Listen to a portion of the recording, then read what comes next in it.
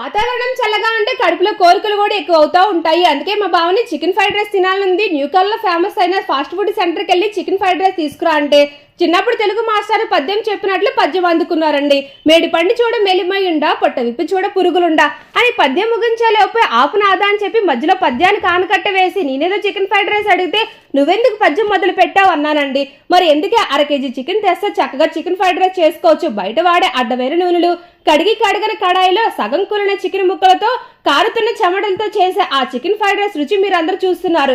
అది తయారయ్యే పద్ధతి మాత్రం చూడట్లా. ఒళ్ళు బద్దకాలు ఎక్కువైపోయి ఈ మధ్య బయట తిండ్లకి బాగా అలవాటు పడ్డారు. ఇంట్లో కాస్త ఓపిక తెచ్చుకొని చేస్తే మనీ సేవ్ అవుతుంది, ఆరోగ్యం కూడా బాగుపడుతుందని 2 మొట్టికాయలు వేసి విధి చివరున్న చికెన్ షాప్కి వెళ్ళి చికెన్ తెచ్చి చేతిలో పెట్టి వంటగదిలోకి వెళ్ళి చికెన్ ఫ్రైడ్ రైస్ చేసుకుని అన్నారండి. ఇంతకీ మా బావ చెప్పింది నిజమైతే బ్లూ సింబలు, అబద్ధమైతే రెడ్ సింబలు ఇచ్చి కామెంట్ ద్వారాగా మీ అభిప్రాయాన్ని తెలపండి. ఉంటారు, బాయ్.